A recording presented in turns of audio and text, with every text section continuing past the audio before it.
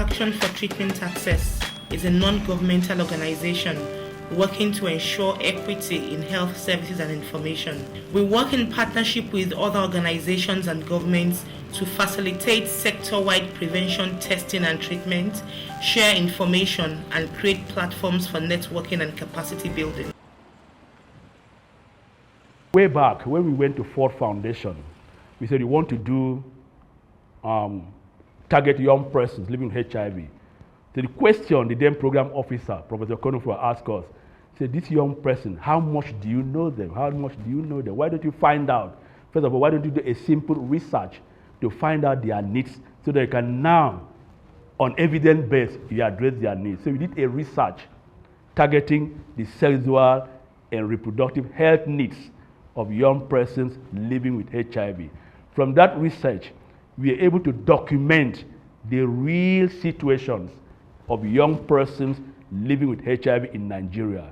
And their research was carried out between 2011 and 2012. The publication was 2013. And we did that across the 6 geopolitical zones, 12 states precisely. So from that research, we were able to document evidence. Now, these are the real situations of young persons. This is where they are. These are the problems they are facing. So that research now informed the programs we started doing with young persons. So the kind of evidence-based intervention based on the outcome of the research and the findings of that research and the recommendation of that research, we started comprehensive work targeted at a young adolescent living with HIV.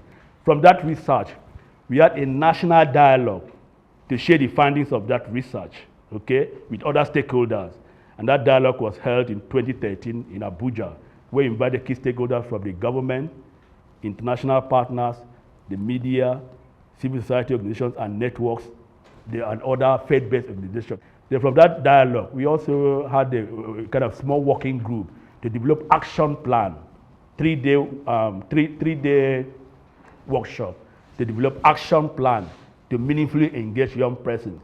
So based on that solid foundation, we started comprehensive programs targeted at adolescents living with HIV. Right now, we have what we call mentorship and leadership program for young persons living with HIV. This is a program that brings young persons, sometimes across Nigeria. We have adolescents living with HIV who do not know their HIV status. And it was becoming a big issue because we have children who have been on medication. They don't even know what medication they're taking. They don't know why they have to take that medication. So that's one of the reasons why we had to go for the camp. And apart from that, we realized that some of them have never gone on holiday because the parents or the guardians are afraid of, okay, if you go to my auntie's place or someone's place, how would I explain your medication? And we also found that we were having an issue of adherence when it comes to the children. They were not adhering to their ARVs. So what we did was, part of the people who facilitated were people, adults living with HIV, which I'm one of them. I've been living with it for 17 years. So we sat down, we talked about it. We had to tell them that if some of us can be on it for 12, 13 years, and we're still alive, we have children who are negative, you can do the same thing. So at the end of every camp, they always go back renewed, they always go back refreshed. It brings us joy every time we have that camp meeting, and the fact that we always hear good news that, oh, this person is now adhering, oh, this person is doing very well, we're not having any challenges with this person anymore. And the fact that we have an open door policy, they can always call to us, talk to us anytime. And it's been a very interesting journey for us. It's been very, very interesting. As of 2009, I just found out that I was HIV positive. So from that time distant, I was still struggling with my status. So when the youth camp came up and I went for it, it was more an answered prayer. The things that were in my mind that I was thinking about were answered. My questions about sexuality and self-esteem, what I can do, and overcoming my fears and different things, all were all subdued in my mind. So I had no fears, and I also saw my peers with the same issues, so I could rub mind with them and also have new friends. In that camp program, they learn different things about their sexual health, about how to do effective advocacy, even on vocational skills training. They learn that from that mentorship and leadership training program.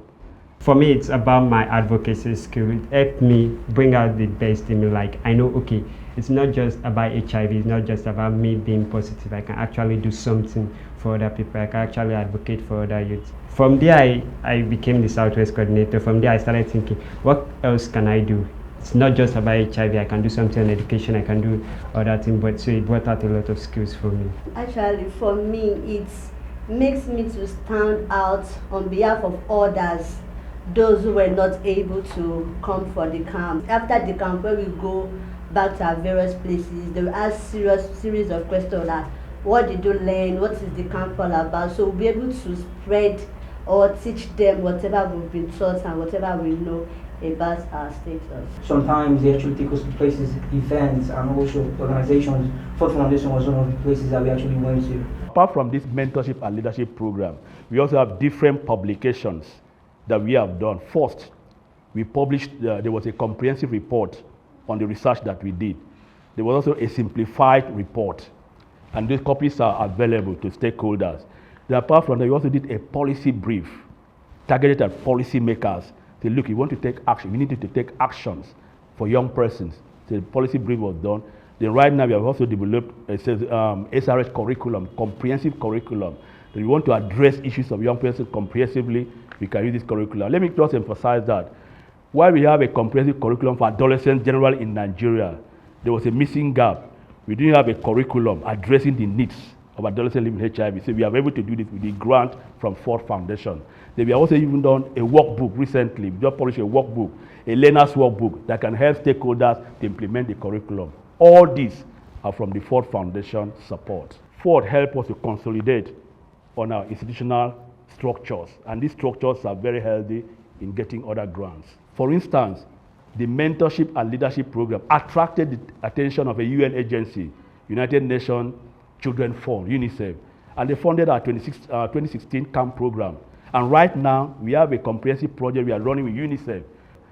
And let me quickly add this. It also gave us a kind of international exposure because some of our staff were funded by Ford Foundation to attend the International AIDS Conference in the US and also the one in Melbourne. The first National Treatment Dialogue in Nigeria was organized by PATA through a Ford grant to bring the issues and concerns of women living with HIV to the fore. On behalf of the Ford Foundation, especially the Office for West Africa, we want to congratulate everybody associated with this dialogue. Ford Foundation grant is one of the easiest to implement. You know, once you receive the grant, it's clearly spelled out in the grant agreement. This is what you're expected to do. This is when your reports are due. And this is how you submit your report. And the template is designed that, it makes it easy for reporting, ease of reporting. And then when we started, there was not like we had a remarkable previous track record, but Ford kind of trusted it, like helping a baby to grow, nurturing a child, having that trust. Look, I believe that this organization can grow. We're talking about 2004 down to 2017. That's quite some years.